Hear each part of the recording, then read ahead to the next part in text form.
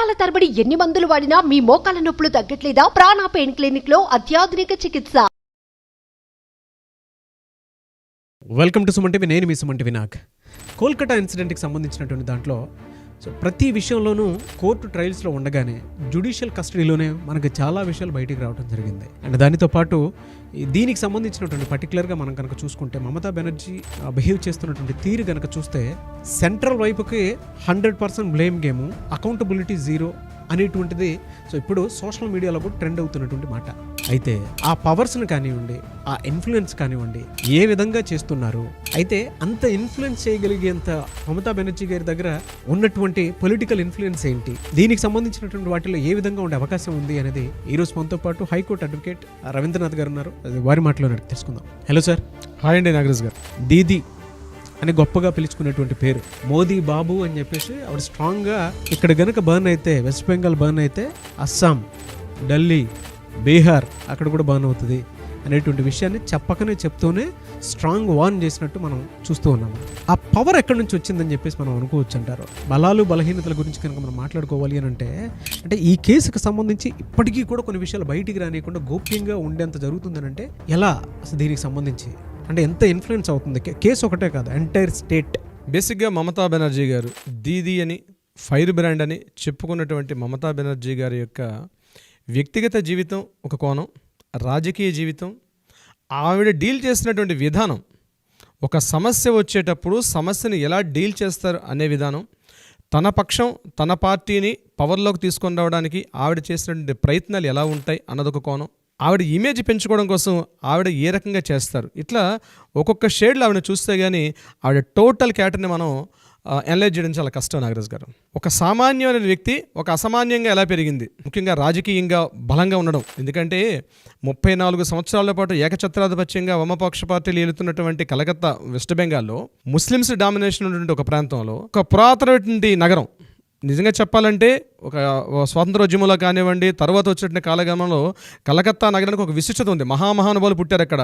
ఒక అరవింద్ ఘోష్ అయితేనేమి, రవీంద్రనాథ్ ఠాగూర్ అయితేనేమి, ఒక వివేకానందుడు అయితేనేమి, చెప్పుకోవడానికి చాలా పెద్ద మంది ఉన్నటువంటి, మొత్తం భారతదేశాన్ని ఇన్ఫ్లుయెన్స్ చేశారు. నాట్ ఓన్లీ భారతదేశం, ప్రపంచాన్ని ఇన్ఫ్లుయెన్స్ చేసిన మహానుభావులు పుట్టాడు. ఈవెందో నేతాజీ సుభాష్ చంద్రబోస్తో సహా అంతమంది వ్యక్తులు పుట్టేటువంటి ఒక కలకత్తా మహానగరం వెస్ట్ బెంగాల్లో ఈవిడ దీదిగా చెప్పుకొని ఈవిడ నేటి సమాజానికి ఆ మహామహుల సరసన పెట్టొచ్చా, లేకపోతే ఈవిడ డిఫరెంట్గా ఈవిడ ఒక ఫ్రేమ్లో చూడాలన్నది మనం ఇప్పుడు చర్చించుకునే విషయాల్లో మనకు అర్థమవుతుంది నాగరాజ్ గారు. ఇక్కడ మమతా బెనర్జీని మనం చూసే కోణం రెండు రకాలుగా చూడాలి. వ్యక్తిగత జీవితం, ఆవిడ రాజకీయ జీవితం. వ్యక్తిగత జీవితం ఆవిడ ఎలా కనిపిస్తారు? ఒక తెల్ల చీర, ఒక నీలం రంగు అంచు కానీ శారీ కట్టుకొని, చేతిలో ఒక సంచి పెట్టుకొని నడుచుకుంటూ వెళ్ళిపోతుంటుంది. తను మొత్తం ఒక సమ్మోహన శక్తిగా ఎంటైర్ కొన్ని వేల మంది ఆవిడ వెనక నడుస్తూ ఉంటారు. మీరు ఎక్కడైనా చూడండి, మమతా బెనర్జీ ఎక్కువగా నడకతో ఉన్నటువంటి ర్యాలీసే కనిపిస్తాయి. ఆవిడకి నడక అంటే చాలా ఇష్టం. డైలీ మార్నింగ్ 6 కిలోమీటర్స్ ఆవిడ ట్రెడ్మిల్ నడుస్తారట ఆవిడ. కొన్ని దశాబ్దాలుగా ఆవిడకు ఉన్నటువంటి అలవాటు నడక అన్నది. ఈవిడ సోమనాథ్ చటర్జీని 1991లో ఈవిడ ఓడించినప్పుడు, అంటే అప్పటికే మార్క్సిస్ట్ పార్టీ బలంగా, అంటే జాదవ్పూర్ అనేటువంటి ఆ యొక్క కాన్స్టిట్యుయెన్సీలో సోమనాథ్ చటర్జీ అని మహామహుడైన, ఈవిడ ఒక చిన్న పిల్ల ఎలుక. ఆ టైంకి అతడు ఒక మేరు శిఖరం, చిన్న పిల్ల ఎలుక. కాంగ్రెస్ పార్టీ తరఫున ఈవిడ అక్కడ స్టార్ట్ చేసింది యాంటీగా. ఎందుకంటే మార్క్సిస్ట్ భావజాలాన్ని అక్కడ కట్ చేసి కాంగ్రెస్ పార్టీని స్థాపించడం ఎవరి వల్ల సాధ్యపడదు. అంటే లెఫ్టిస్ట్ పార్టీ అంత బలంగా ఉంటారు వెస్ట్ బెంగాల్లో. అటువంటి ప్లేసులో ఇంటింటికి తిరిగి, ప్రతి వాళ్ళ ఇంట్లో టీ తాగుతూ, వాళ్ళ ఇంట్లో అంట్లు తోముకుంటూ, వాళ్ళ చిన్నపిల్లల్ని ముద్రాడుకుంటూ, అంటే ఒక కొత్త ట్రెండ్ క్రియేట్ చేసింది. అదే ట్రెండ్ని ఆల్మోస్ట్ జయలలిత గారు పార్టిసిపేట్ చేశారు అక్కడ. ఇక్కడ ఇంతకుముందు మన ఎన్టీఆర్ గారు కూడా అదే టైంలో ఇక్కడ మనకి తెలుగుదేశం పార్టీ ఏర్పాటు చేసినప్పుడు తన చైతన్య రథం మీద ఎలా అయితే ఎన్టీఆర్ ఆ టైంలో జరిగిన సంఘటనలు అందరూ ఇంచుమించుగా ఇటువంటి భావజాలానికి ప్రేరేపితమయ్యారు. అలాంటి ఒక చిన్న మమతా బెనర్జీ గారు సోమనాథ్ చటర్జీ అనేటువంటి ఒక మహానుభావుని ఎప్పుడైతే ఓడించారో జాతీయ స్థాయిలో పతాక శీర్షికలు ఎక్కారు మమతా బెనర్జీ అనే పేరు. ఇది రాజకీయ పరంగా. వ్యక్తిగత జీవితం చూస్తే ఆవిడ ఇస్లామిక్ రాడికల్ ఇస్లామ్స్ మీద ఆవిడ ఎంఏ థీసిస్ సబ్మిట్ చేశారు తన కోర్సుని ఎంఏలో. ఇక్కడ ఆవిడ భావజాలం, ఆవిడ హిందూనా ముస్లిం అన్నది ఇప్పటికీ కూడా ఒక కాంట్రవర్షియలే. తనను చూసినట్లయితే నుదుట ఒక బొట్టు ఉండడం కానీ ఒక హిందూ స్త్రీగా కనిపించరు. కానీ తను చేసే పనులన్నీ కూడా ఎలా ఉంటాయంటే ముస్లింకు సపోర్ట్గానే ఉంటాయి ఆవిడ చేసే పనులన్నీ కూడా. దానికి సంబంధించి మనం రెండో ఎపిసోడ్లో డీటెయిల్గా చెప్దాం ఆవిడ యొక్క వ్యక్తిగత కోణాలను మనం దర్శించుకుంటూ వెళ్తే. ఇంకొక కాంట్రవర్షియల్ పాయింట్ ఏంటంటే ఆవిడ ఎలక్షన్ అఫిడవిట్కి సంబంధించినటువంటి దీంట్లో ఆవిడ అన్మ్యారీడ్ అని చెప్పి ఉంటుంది. ఇది చాలా ఇంపార్టెంట్, అది చెప్పడానికి కూడా మనం సాహసిస్తున్నాం. ఈవిడ అన్మ్యారీడ్ అని చెప్పి ఆవిడ అఫీషియల్ ఎఫిడవిట్లో ఉంటుంది ఎలక్షన్ కమిషన్కి ఇచ్చినటువంటి దీంట్లో. కానీ ఈవిడ అన్మ్యారీడ్ కాదు, ఈవిడ మ్యారీడ్. ఇంకొక కాంట్రవర్సీ ఏంటంటే ఇప్పుడు ఎవరైతే మనం చెప్పుకుంటే అభిషేక్ ముఖర్జీ ఎవరు ఉన్నారో ఇతని నెఫ్యూ కాదు, ఇతని కొడుకు అని చెప్పి కూడా వెస్ట్ బెంగాల్లో చాలా చోట్ల వినిపిస్తూ ఉంటుంది ఈ పేరు. ఇతను సొంత కొడుకే, ఇతను మేనలుడు కాదు అని చెప్పే కారణాలు కూడా చాలా చోట్ల ఉన్నాయి. అవునా? ఇక్కడ మమతా బెనర్జీ గారి యొక్క వ్యక్తిగత జీవితాన్ని నేను చెప్తున్నాను నాగరాజ్ గారు. ఇది ఎక్కడ కాంట్రవర్సీలు చేసే ఉద్దేశం కాదు. దీని మీద దీపక్ ఘోష్ అన్నటువంటి ఒక వ్యక్తి 3 పుస్తకాలు కూడా రాశారు. ఆ పుస్తకాల్లో ఇతని హస్బెండ్ పేరు రంజిత్ ఘోష్ అని, అలీపూర్ పోలీస్ స్టేషన్లో అతను ఒక ఆఫీసర్గా పనిచేశాడని, కానీ తన వ్యక్తిగత జీవితం పారదర్శకంగా ఉండాలని ఈ యొక్క విషయాన్ని తను చాలా హైడ్ చేసుకుంటూ తను ముందుకు వెళ్ళారనే విషయాన్ని దీపక్ ఘోష్ అనే వ్యక్తి 3 పుస్తకాలు రాశారు. 2 పుస్తకాలు బెంగాలీలో రాశారు. I know very close to the her అని చెప్పి ఒక పుస్తకం ఇంగ్లీష్లో రాశారు. ఆ పుస్తకం విషయాన్ని నేను ఇక్కడ మీకు చర్చిస్తున్నాను. ఆ పుస్తకాలు టోటల్ బెంగాల్ వ్యాప్తంగా పూర్తిగా బ్యాన్ చేయబడ్డాయి ఆ పుస్తకాలు. కానీ ఇప్పటికీ పీడిఎఫ్లో దొరుకుతాయి, యూట్యూబ్లో ఉంటే చెక్ చేసుకోవచ్చు. అవునండి, పీడిఎఫ్లో ఇప్పటికి కూడా మనకు దొరుకుతున్నాయి. అయితే ఈ రంజిత్ ఘోష్ అనే వ్యక్తి అలీపూర్ పోలీస్ కోర్టులో ఇతను ఒక ఆఫీసర్గా పనిచేసేవాడు. వీళ్ళకి సంబంధించిన కొడుకే అభిషేక్ ముఖర్జీ అని ఒక విషయం అయితే ఉంది. చాలామంది బెంగాలీస్ ఇప్పటికి కూడా నమ్ముతారు ఈ విషయాన్ని, దాన్ని పెద్దగా తీసుకెళ్లరు. అది ఈ విషయాన్ని బయటికి వెళ్లకుండా ఉండడంలో కూడా మమతా బెనర్జీ చాలా చాణక్య నీతి ఉపయోగించిందంటారు. ముఖ్యంగా అక్కడ ఉన్న ఎలక్ట్రానిక్ ప్రింటింగ్ టోటల్ మీడియా తన గ్రిప్లో ఉంటుంది. ఈవిడికి ఐటీ విభాగంలో ప్రత్యేకంగా ఒక శాఖ ఉంటుంది, ఒక విభాగం. అంటే ఈవిడికి సపోర్ట్గా మాట్లాడే ఒక వింగ్ పనిచేస్తుంటుంది. ఈవిడికి ఎవరైనా యాంటీగా మాట్లాడారు అంటే ఇమ్మీడియట్గా వాళ్ళని ఆ పోస్ట్ నుంచి తీసేయడం కానీ, వాళ్ళని సస్పెండ్ చేయడం కానీ ఏదో జరిగిపోద్ది బెంగాలీలో. అవునా? ఇలాంటి దుర్ఘటనలు చాలా జరిగాయి మమతా బెనర్జీ గారు. ఇక్కడ దీది, అక్కడ మోడీ, పేర్లు చాలా సిమిలర్గా ఉంటాయి కానీ జరుగుతున్న విషయాలు అవే. మనం మోడీ గారిని విమర్శించే స్థాయికి వెళ్ళడానికి కారణం ఏంటంటే దీదీ గారికి ఆ రాష్ట్రంలో ఉన్నటువంటి పట్టు ఆ స్థాయిలో ఉంటుంది. ఒక దశలో జయప్రకాష్ నారాయణ గారు ర్యాలీ తీస్తున్నప్పుడు, ఆ ర్యాలీ అరౌండ్ నేను చెప్పేది 1971-72లో జరిగిన సంఘటన. అప్పట్లో భయంకరంగా ఆ టైంలో జరుగుతుంది ఈ నిరసనలు పెళ్లిబుకుతున్న సమయంలో ఆయన కారు బానెట్ ఎక్కి డ్యాన్స్ ఆడారు దుర్గాదేవిలాగా. ఇప్పటికి కూడా ఆ వీడియోలు వైరల్ అవుతుంటాయి మనకి యూట్యూబ్లో చూసినట్లయితే. అప్పుడున్న ఫోటో క్లిప్పింగ్స్ కూడా. అంటే చాలా డేరింగ్ అండ్ డాషింగ్ ఉమెన్ చిన్నప్పటి నుంచి కూడా ఆవిడ చేసే పనులు కూడా అలాగే ఉంటాయి. ఈవిడ పివి నరసింహరావు హయాంలో ఒకసారి, మన్మోహన్ సింగ్ గారు ప్రధానమంత్రిగా పనిచేస్తున్న సమయంలో 2 సార్లు ఈవిడ రైల్వే శాఖ మంత్రిగా పనిచేస్తారు సెంట్రల్ గవర్నమెంట్లో. ముఖ్యంగా ఇందిరాగాంధీ 1984లో ఈవిడ ఎప్పుడైతే సోమనాథ్ చటర్జీని ఓడించి, ఎప్పుడైతే ఒక చిన్న స్థాయి ఒక వ్యక్తి కాంగ్రెస్ పార్టీలో ఒక మామూలు సాధారణ వ్యక్తి, సాధారణ స్త్రీ, ఈవిడ ఎప్పుడైతే సోమనాథ్ చటర్జీని ఓడించారో ఇందిరాగాంధీ గారు కూడా ఈవిని పిలిపించి ఈవిడ గురించి డిస్కషన్ చేయడం జరిగింది. అయితే 84 అక్టోబర్లో ఇందిరాగాంధీ గారు మరణించారు. దాని తర్వాత జరిగిన పరిణామాలు, రాజీవ్ గాంధీ గారి సమయంలో కానీ, తర్వాత జరిగినటువంటి పివి నరసింహరావు గారు మన్మోహన్ సింగ్ టైంలో కూడా రైల్వే శాఖ మంత్రిగా పనిచేశారు. రైల్వే శాఖ మంత్రిగా వెస్ట్ బెంగాల్కి అత్యున్నత రైల్వే సేవలు విస్తరించడంలో చాలా తోడ్పడుతుంటారు. ఈ సమయంలో కాంగ్రెస్ పార్టీతో విభేదాలు చెంది ఈవిడ 91లో కాంగ్రెస్ పార్టీ నుంచి విడిపోయి AITMC, all India Trinamool Congress party అని కొత్త పార్టీని ఏర్పాటు చేసి కాంగ్రెస్ పార్టీతో విభేదం చెందింది. కాంగ్రెస్ పార్టీతో విభేదం చెందడానికి కూడా ప్రధాన కారణం ఏంటంటే రాష్ట్రానికి కావాల్సిన వనరులు, నిధులు సరిగ్గా అందట్లేదనే ఉద్దేశంతో ఈవిడ పార్టీ పెట్టారని ప్రజల్లోకి చెప్పినప్పుడు కూడా ఈవిడ ఇన్ఫ్లుయెన్స్ ఏంటంటే ప్రజల్లో ముఖ్యంగా ఈ అప్పటికే ఉన్నటువంటి వెస్ట్ బెంగాల్లో ఉన్నటువంటి కొంతమంది రౌడీ ముఖలు కానీ, వెస్ట్ బెంగాల్ కొన్ని గ్యాంగ్స్ విషయంలో కానీ, ముఖ్యంగా బంగ్లాదేశ్ తోటి సత్సంబంధాల్లో ఈవిడికి అనుకూలంగా కాంగ్రెస్ పార్టీ సపోర్ట్ చేయలేని ఉద్దేశంతో ఈవిడ తృణమూల్ కాంగ్రెస్ పార్టీ పెట్టిందని కొంతమంది యొక్క విమర్శలు కూడా ఉన్నాయి ఈవిడ మీద. తృణమూల్ కాంగ్రెస్ పార్టీ పెట్టిన తర్వాత మొత్తం అక్కడ ఉన్నటువంటి వామపక్ష పార్టీలో కొంతమంది, కాంగ్రెస్లో కొంతమంది, ఈవిడికి అనుయాయులుగా ఉన్న వాళ్ళు కొంతమందిని తీసుకొచ్చి ఈవిడ పార్టీని స్థాపించారు. కానీ 2 సార్లు ఈవిడ ముఖ్యమంత్రిగా అయిన తర్వాత కూడా ఈవిడ ప్రతిపక్షంలో ఉన్నా, పవర్లో ఉన్నా ఎక్కడ కూడా తన యొక్క ఇమేజ్ తగ్గకుండా ప్రజల్లో ఎప్పుడు కంటిన్యూ ఉంటారు ఈవిడ. దీనికి నిదర్శనం రీసెంట్గా ఈ కలకత్తా రేప్ అండ్ మర్డర్ కేసులో ఈవిడ ఇమీడియట్గా ధర్నాకు ప్రొటెస్ట్ చేయడం దిగడం అన్నది ఈవిడ యొక్క పూర్తి నిజస్వరూపం మన బయటపడుతుంది. ఈవిడ ముఖ్యమంత్రిగా పనిచేస్తున్న సమయంలో మరొక పెద్ద సంఘటన జరిగింది ఇలాంటి రేప్ అండ్ మర్డర్ కేసే. అది శ్వేతా జోర్డాన్ అని చెప్పి 2012లో జరిగింది. ఆ సంఘటన ఒక నైట్ క్లబ్లో జరిగింది. ఒక నైట్ క్లబ్లో ఒక 4 అబ్బాయిలు ముస్లిమ్స్ కలిసి ఈ అమ్మాయిని తన కారులో తీసుకెళ్తూ పూర్తిగా 5 కలిసి ఆమెను పూర్తిగా అఘాయిత్యం చేసి నడి రోడ్డు మీద ఇంకా మనిషి చనిపోకుండా ఆమెను రోడ్డు మీద పడేసి వెళ్ళిపోయారు. అప్పుడు ఆ అమ్మాయి తిన్నగా ఏం చేసిందంటే తిన్నగా పోలీస్ స్టేషన్కి వెళ్ళి కంప్లైంట్ చేసింది. కంప్లైంట్ చేయడమే కాదు, ఇప్పుడు ఎలా అయితే మన అభయ అని నిర్భయ అని ఈ దిశ చట్టాలు ఎలా అయితే అనుకుంటున్నామో ఆవిడ లేదు, నా పేరు బయట పెట్టండి. ఎందుకంటే ఒక అమ్మాయికి ఎట్లా అయితే స్త్రీకి ఇలా అన్యాయం జరుగుతుందో జరిగింది నాకు అన్యాయం, నా పేరు నువ్వు బయటికి వెళ్ళకూడదని ఆ అమ్మాయి ఆ రోజు ఏదైతే జోర్డాన్ అట్లా అనడంతో ఈరోజు ఆమె పేరు బయటకు వచ్చింది.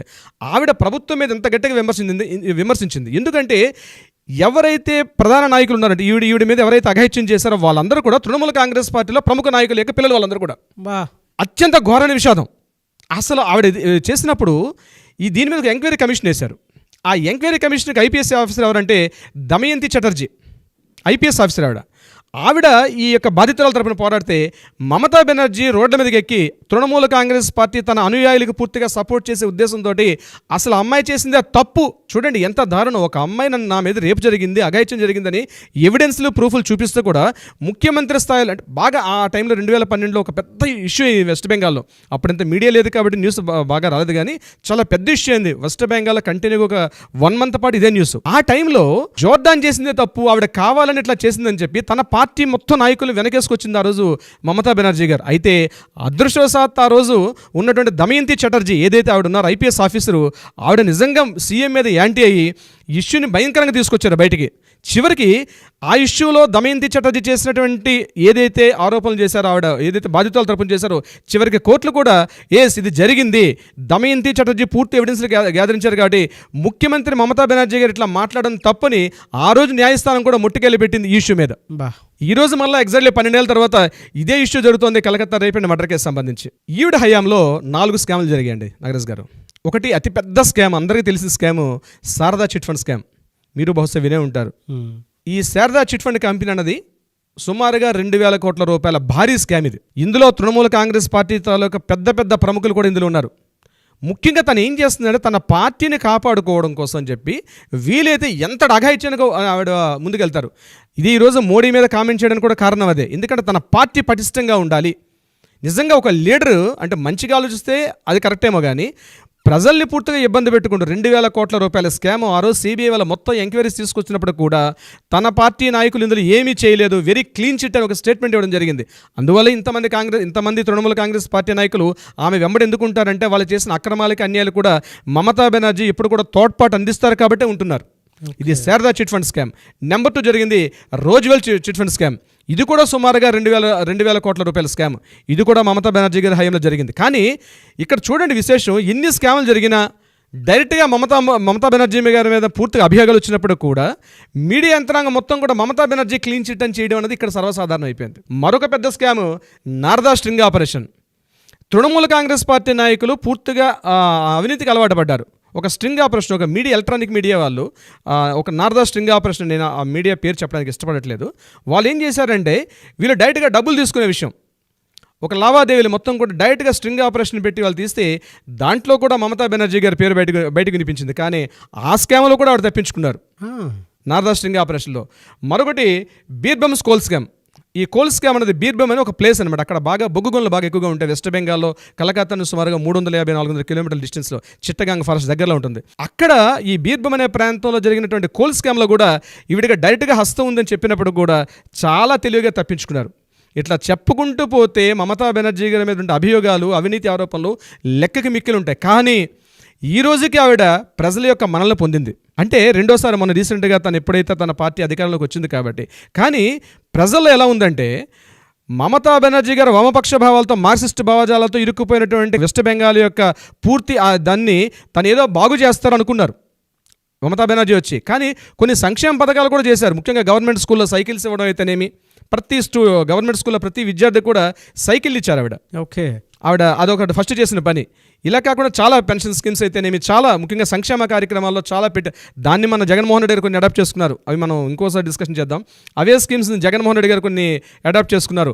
అక్కడ చెన్నైలో ఉన్న జయలలిత గారు కొన్ని అడాప్ట్ చేసుకున్నారు. దీనికి సంబంధించి ఏదైతేనే కొన్ని సంక్షేమ పథకాలు చేసుకున్నప్పుడు కూడా అవినీతి ఆరోపణలో మమతా బెనర్జీ పెట్టింది పేరు, కానీ ఎక్కడ కూడా తన పేరు రాకుండా అద్భుతంగా మేనేజ్ చేసుకుంటారు. ఇదిలా ఉండగా 1000 రాబందులు తిన్న ఆ రాబందు కూడా ఏదో ఒక గాలివానికి పోయినట్టుగా ఈరోజు ఏదే జరుగుతుందో Calcutta rape and murder case సంబంధించి ఆవిడ మొత్తం సెంట్రల్ ఇరుక్కుపోయారని చెప్పడంలో ఎటువంటి డౌట్ లేదండి. తన పార్టీ వాళ్ళు ఆవిడ వ్యతిరేకిస్తున్నారు, ప్రజలు వ్యతిరేకిస్తున్నారు. ఇక్కడ ఇంకో విశేషం చెప్పాలంటే నాగరాజు గారు, ప్రజలు మమతా బెనర్జీని వ్యతిరేకించట్లా, దీని మీద న్యాయం జరగాలని కోరుకుంటున్నారు. ఇక్కడ జాగ్రత్తగా పాయింట్ అబ్జర్వ్ చేయండి.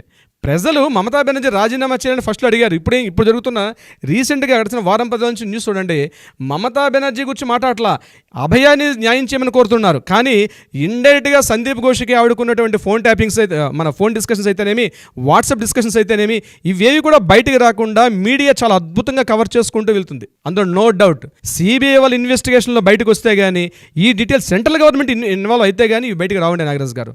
మమతా బెనర్జీ అనేటువంటి ఒక పెద్ద వ్యవస్థ, వెస్ట్ బెంగాల్ అనేటువంటి ఒక కోటలో ఒక మహారాణి, ఈవిడికి ఒక పేరు కూడా ఉంది, queen of electronic media, queen of print media అంటారట ఈవిడిని. ఆ రకమైన పేరుతో పిలుస్తారు వెస్ట్ బెంగాల్లో. ఏ పేపర్, స్థానిక పేపర్ నుంచి లోకల్ టోటల్ యంత్రాంగం అంతా కూడా ప్రతి లోకల్ ఎంఆర్ఓ ఎండిఓ స్థాయిల దగ్గర నుంచి లోకల్ విఆర్ఓ స్థాయి నుంచి ప్రతి ఒక్కరు కూడా ఈవిడ అదుపాజ్ఞంలోనే పనిచేస్తారు. ఎవడైనా యాంటీగా పనిచేస్తే ఆ మనిషి అక్కడి నుంచి కనిపించడం, అజ్ఞాతంలోకి వెళ్ళిపోతాడు వాడు. ఏం జరుగుతుందని తెలియదు. అంటే ఇది ఒక నియంత్రణతో పోకడన్నట్టుంది. కొంతమంది వెస్ట్ బెంగాల్ మిత్రులు కూడా మాట్లాడుతున్నారు, వెస్ట్ బెంగాల్ మీడియాతో కూడా మాట్లాడుతున్నాం. వాళ్ళు చెప్పేది అదే, ఇక్కడ వెస్ట్ బెంగాల్లో మాత్రం మమతా బెనర్జీ కాకుండా వేరే వాళ్ళు రావడానికి అవకాశం లేదు.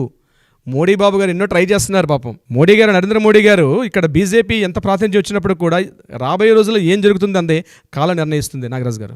ఎండ్ ఆఫ్ ద డే దీనికి సంబంధించినది అయితే ప్రస్తుతానికి ఆవిడ అష్టదిగ్బంధనంలో ఉన్నారు. ఉన్నారు ఆవిడైతే పూర్తిగా ఉన్నారు. జరగబోయేది మన పరిస్థితులు రేపు సుప్రీంకోర్టు సెప్టెంబర్ 5th ట్రయల్స్ అంటున్నారు. ఇది ఎక్కడ దారిస్తుంది చూడాలి, మనం వెయిట్ చేయాలి. 2 days ఉంది. 2 days ఉంది. ఎనీవేస్ థ్యాంక్ యూ అన్న. No doubt you have a great knowledge and great research and great informative, అంటే ఆ కలెక్షన్ ఉంది చూసారా, no doubt hats off. Thank you so much Nagaraj గారు. థ్యాంక్ యూ అన్న. Thank you so much.